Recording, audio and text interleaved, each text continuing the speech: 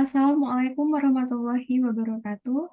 Alhamdulillahirrabbilalamin wa bihi nasta'inu wa ala umuri dunya waddin wa sholatu wassalamu ala asrafil anbiya'i wal mursalin wa ala alihi wa sahbihi ajmain amma ba'du.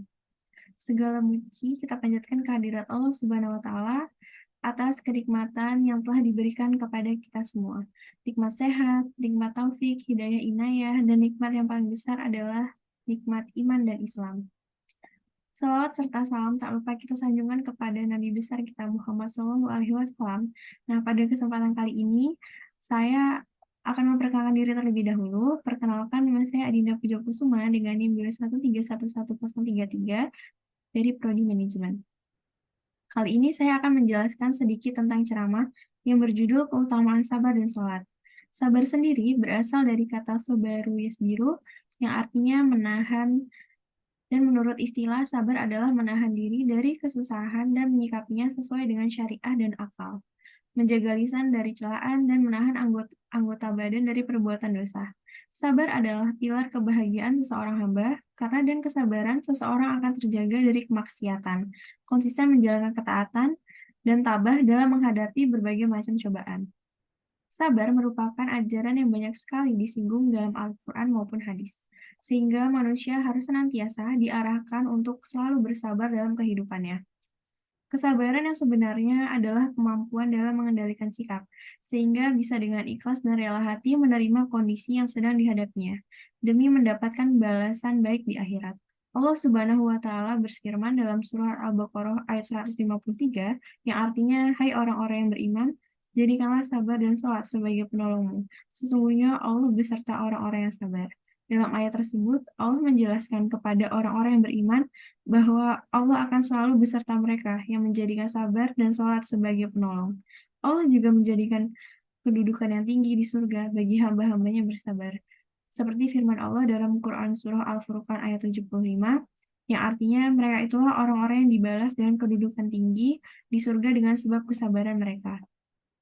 Nah, dari ayat tersebut, Allah menerangkan bahwa senantiasa memberikan pertolongan kepada hambanya yang selalu menjalankan perintahnya dan menjanjikan pertolongan bagi hamba yang sedang dalam kesusahan, tetapi senantiasa bersabar. Ibnu Rajab Al-Hambali membagi sabar menjadi 3. Yang pertama itu sabar dalam menjalankan perintah Allah, contohnya perintah sholat, puasa, dan zakat. Kenapa Allah Subhanahu wa Ta'ala memerintahkan kita untuk melakukan sholat? Karena sholat itu merupakan pekerjaan lahiriah yang paling berat. Dan kenapa sholat itu pekerjaan yang berat? Karena sholat itu menyita kebebasan waktu. Puasa menahan diri dari hal-hal yang membatalkan puasa, dari mulai terbitnya matahari hingga terbenamnya matahari. Sungguh tantangan yang berat. Sedangkan zakat mengeluarkan harta yang kita peroleh dengan susah payah untuk diberi kepada orang-orang yang berhak menerima zakat. Maka marilah kita jalankan perintah Allah Subhanahu wa Ta'ala dengan sabar. Nah, yang kedua adalah sabar dalam menjauhi larangan Allah. Contohnya mabuk, zina, selingkuh, dan berjudi. Dalam hal ini, kita harus menahan nafsu, menjauhkan diri dari kemaksiatan yang ada. Beberapa ulama mengatakan meninggalkan maksiat hukumnya itu wajib, sedangkan melakukan sunnah maka hukumnya sunnah. Maka dari itu kita harus mengutamakan kewajiban daripada sunnah. Yang ketiga, sabar terhadap ketentuan Allah Subhanahu wa Ta'ala yang menyakitkan, misalnya musibah atau ujian. Menerima musibah dengan sabar akan memberikan ketenangan pada jiwa. Jika manusia menerima ujian dan kesabaran, maka Allah akan menggantikan ujian itu dengan keindahan. Allah tidak akan menguji hambanya di luar batas kemampuannya, seperti tercantum dalam Al-Quran Surah Al-Baqarah ayat 286, yang artinya Allah tidak akan membebani seseorang melainkan sesuai dengan kesanggupannya. Selain sabar, Allah juga memerintahkan kepada orang-orang yang beriman agar senantiasa melaksanakan sholat ketika menghadapi ujian dan cobaan. Sebagaimana dalam sebuah hadis yang dikatakan, apabila Rasulullah SAW menghadapi sesuatu kesulitan, maka beliau sholat. Perintah mengerjakan sholat, di sini Allah berfirman, "Aku tidak akan menciptakan jin dan manusia, melainkan supaya mereka beribadah kepadaku. Aku tidak menghendaki rezeki sedikit pun dari mereka, dan aku tidak menghendaki supaya mereka memberi makan padaku." Quran Surah Az-Zakariyat ayat 56-57.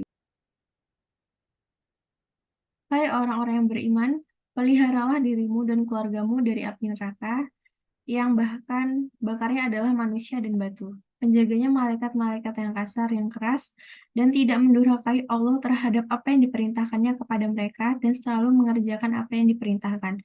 Quran Surah At-Tamrin ayat ke-6. Nah, jika kita meninggalkan sholat, maka kita akan mendapatkan azab. Rasulullah Shallallahu Alaihi Wasallam bersabda, barang siapa yang meninggalkan sholat hingga terlewat waktu tanpa alasan atau halangan, lalu dia mengkhodonya, maka dia akan disiksa di dalam neraka selama 80 tahun dan 1 tahun terdiri dari 360 hari.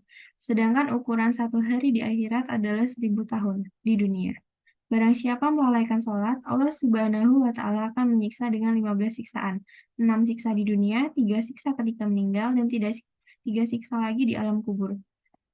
Akibat meninggalkan sholat, Nabi Muhammad SAW bersabda, barang siapa meninggalkan sholat dengan sengaja, maka dia kafir terang-terangan. Hadis riwayat Ahmad. Perjanjian antara kita dan mereka adalah sholat. Barang siapa yang meninggalkannya, maka benar-benar ia telah kafir. Ini terdapat pada hadis riwayat Abu Daud, Tirmizi, An-Nasai, Ibnu Majah, dan Imam Ahmad. Inilah jawaban-jawaban orang yang berada di dalam neraka sakar, yaitu neraka yang dijaga oleh 19 malaikat yang menghanguskan kulit manusia. Yang pertama, dulu kami termasuk orang-orang yang meninggalkan sholat, ayat 43. Kedua, kami kikir tidak memberi makan orang miskin dan tidak memuliakan anak yatim, ayat 44. Yang ketiga, kami juga berbicara untuk tujuan yang batil, ayat 45.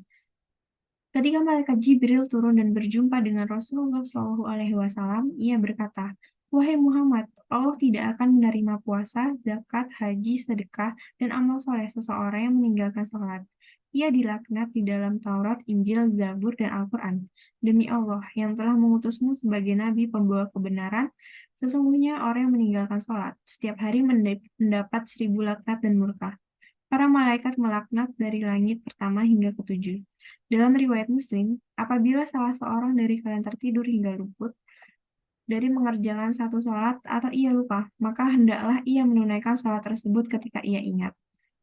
Nah, selain azab, hendaklah kita selalu menjauhi larangan Allah, karena sholat sendiri itu memiliki keutamaan yang sangat banyak. Di antaranya, Ibnu Mas'ud meriwayatkan dari Nabi Shallallahu Alaihi Wasallam bersabda, kami sekalian berbuat dosa, maka kamu telah melakukan sholat subuh, maka sholat itu membersihkannya. Kemudian kamu sekali berbuat dosa, maka jika kamu melakukan sholat zuhur, sholat itu akan membersihkannya. Kemudian berbuat dosa lagi, maka jika kamu melakukan sholat asar, sholat itu akan membersihkannya. Dan kemudian jika kamu berbuat dosa lagi, kamu akan dibersihkan dosamu di sholat maghrib. Nah, jika kamu berdosa lagi, maka jika kamu melakukan sholat isya, sholat itu akan membersihkannya. Kemudian kamu tidak lagi dicatat dosa bagi kamu hingga kamu bangun. Hadis riwayat Tabrani. Tak kalah, Jibril bertanya tentang ihsan. Rasulullah SAW berkata, engkau beribadah kepada Allah seolah engkau melihatnya. Jika engkau tidak melihatnya, maka sesungguhnya Allah itu melihat. Rasulullah SAW bersabda, sesungguhnya Allah tidak menerima amal kecuali dilakukan dengan ikhlas dan mengharap ridhonya. Sekian ceramah yang dapat saya sampaikan pada kali ini. Lebih dan kurangnya, mohon maaf. Saya akhiri dengan wassalamualaikum warahmatullahi wabarakatuh.